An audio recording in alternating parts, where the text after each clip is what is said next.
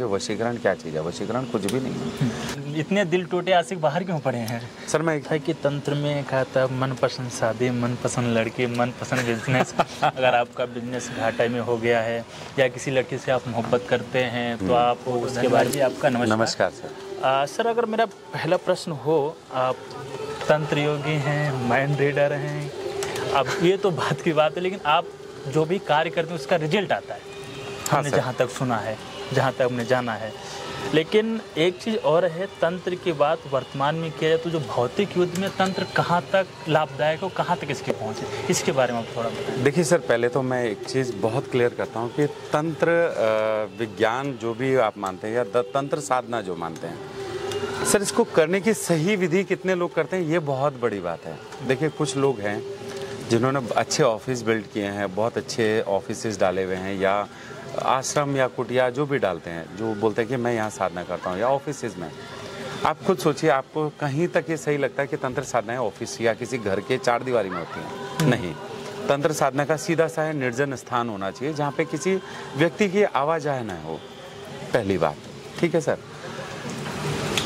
मैंने जो अभी तक जो रीड किया है सर, 60% मॉडर्न लोग होते हैं जो तंत्र नाम पे लोगों को बना रहे हैं या तंत्र साधना की है, मैं तांत्रिक हूँ, उनको देख के कहीं से ऐसा व्यक्तित्व लगता ही नहीं उनका कि इन्होंने कभी तंत्र साधना भी की होगी।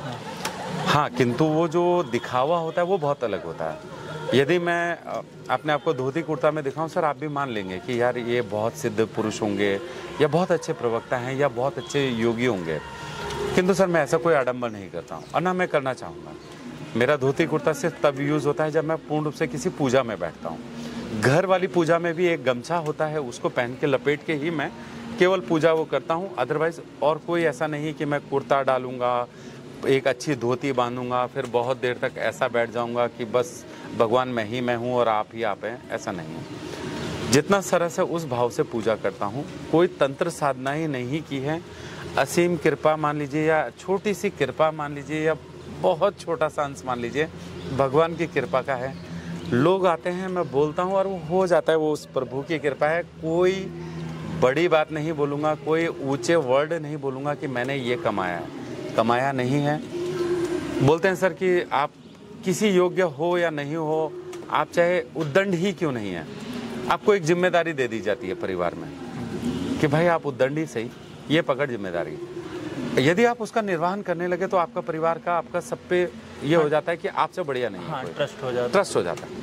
भगवान ने एक जिम्मेदारी सौंपी, मैं उसे निभाने लगा और शायद कहीं ना कहीं मैं निभा पा रहा हूँ, तो शायद ये मेरे पास है। जिस दिन मैं इस चीज़ को लेकर एक घमंड या अपने दिमाग में कोई चीज़ ये क्रिएट करूँ कि मैं ही सब कुछ हूँ, तो शायद ये खत्म हो जाए। तो घमंड उस चीज़ का करना चाहिए जो आपकी अर्जित की हुई है। मैंने अर्जित नहीं किया है, प्रभु कृपा है, आज है कल नहीं होगी, उसकी भी कोई गारंटी नहीं होती, तो इससे ज़्यादा नहीं मानता हूँ। इससे ज़्यादा एक चीज़ और था, जैसे मैं काफ़ी मतलब भारत का भ्रमण करता रहता हूँ, ट्रेवलिंग कर रहा हूँ, लगभग हर एक चौराहे पे पोस्टर, हर एक बस पे पोस्टर, हर एक ट्रेन पे पोस्टर, सिद्ध साईं, सिद्ध काली, सिद्ध चामुंडा, अगर नहीं हुआ तो 10 दिन में नहीं हुआ तो रिजल्ट या पैसा वापस, बहुत सारी चीज़ें।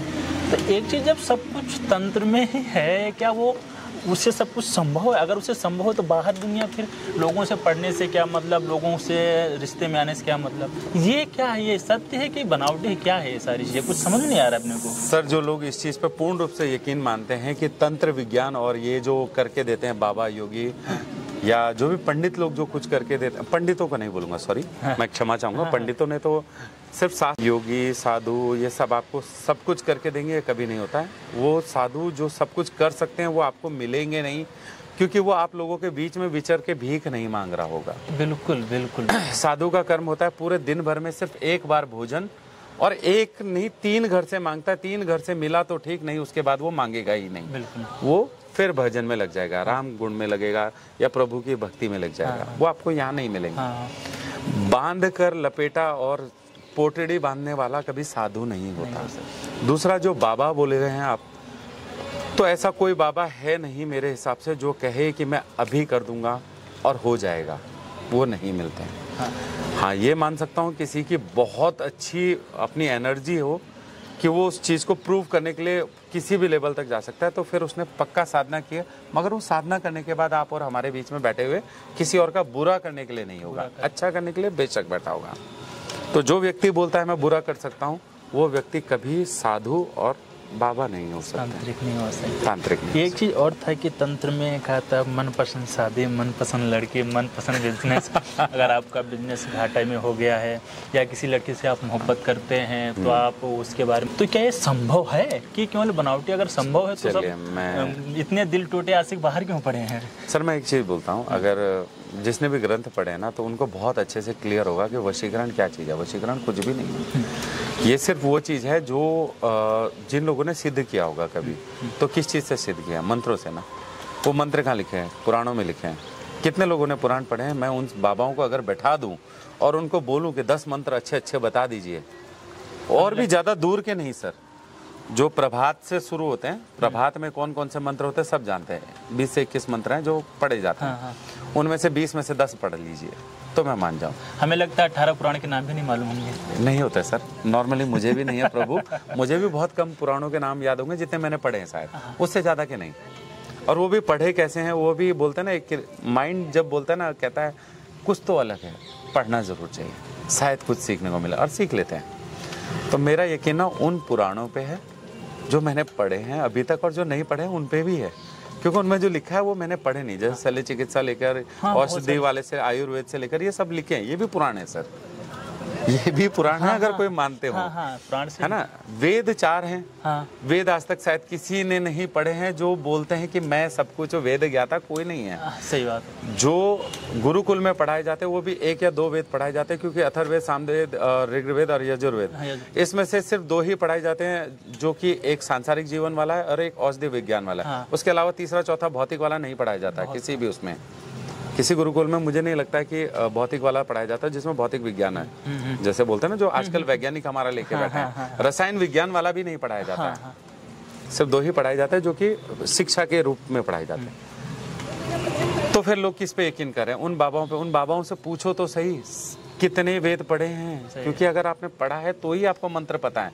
अगर मंत्र ही नहीं पता है तो आप किस तरह के बाबा हैं? सही बात। तो ये मूर्खता है। तो क्या ये मैं सियोटी से कह सकता हूँ या ना कह सकता हूँ कि जो मुझे पसंद सर, जो उपाय हो भी मैं तंत्र से पा सकता? नहीं सर, सिर्फ प्रेम से पाया जाता है। सर रिश्ता, कोई भी रिश्ता, माँ बाप, भाई बहन, प्रेमिका या पत्नी, कोई भी रिश्ता ना, जीवन में याद रखिए सिर्फ प्रेम से ही पाया जाता है। आपकी कितना उससे गुना ज्यादा प्रेम है उससे पाया जाता है। रिश्तों को डोर की तरह खींच के रखोगे और बांध के, बोलते हैं ना, मुट्ठी के अंदर रखोगे तो रेत की तरह फिसल जाएगा, पता भी नहीं चलेगा। सही बात है। खींच तान कर अगर किसी रिश्ते की डोर को पकड़ के रखे हो ना, तो वो रिश्ता रिश्ता नहीं है, वो सिर्फ आपका मिथ है। जिस दिन छटका उस दिन वो 10 गुना दूर जाएगा। तो इस भ्रम में मत रहिए कि खींच तान के रिश्ते पाले जाते हैं। रिश्ते प्रेम से होते हैं। 2 प्रेम करने वाले जुड़ेंगे तो वो रिश्ता मजबूत रहेगा। उनमें यदि खटास आई, उनके रिश्ते में कहीं भी वो संबंध विच्छेद होने की संभावना है, तुरंत उससे अलग होने की कोशिश कीजिए या उसे मजबूत बनाने की कोशिश कीजिए। खींच के रिश्ते नहीं बांधे जाते। कोई बाबा तांत्रिक आपको सिर्फ आमने सामने कर सकेगा। इवन मैं भी बोलूंगा, अगर मैं भी आपके लिए कुछ करूंगा तो भगवान से कृपा लगाऊंगा, तो आप सिर्फ आमने सामने आ सकते हैं। बाकी आपका प्रेम आपको आकर्षण में बांधेगा, उसके अलावा कुछ नहीं। सर आपकी जबान मैं नहीं पकड़ूंगा और सामने वाले की जबान मैं नहीं पकड़ सकता हूँ। यदि सोचिए मैं आपको बोलूं कि मैं आपको आपकी प्रेमिका से मिला दूंगा, मिला तो दूंगा, लेकिन किंतु आपके जबान को कंट्रोल नहीं करूंगा। आप छूटते उसको बोल दे तू मुझे छोड़कर गई थी किसी और के पास, उसके बाद वो क्या जवाब देगी आपको भी पता है। तो किस लिए आए हो? और उसके बाद जो गाली गलौज शुरू हो गई वो और एक्सट्रीम लेवल होगा। जो पहले नहीं हुआ वो अब हो रहा होगा। तो जब प्रेम की अधिकता होता है तो मन से स्वीकार्य होती है और मन एहसास में आता है। जब पहली बार किसी को मिलते हैं ना और दिन में कुछ होता है तो प्रेम होता है। प्रेम, सही बात। और जब वो बहुत अलग सी वो होती है तो वो सिर्फ यहाँ से होता है कि वाह, तो फिर वो अलग चीज है। सही बात। तो सर प्रेम है।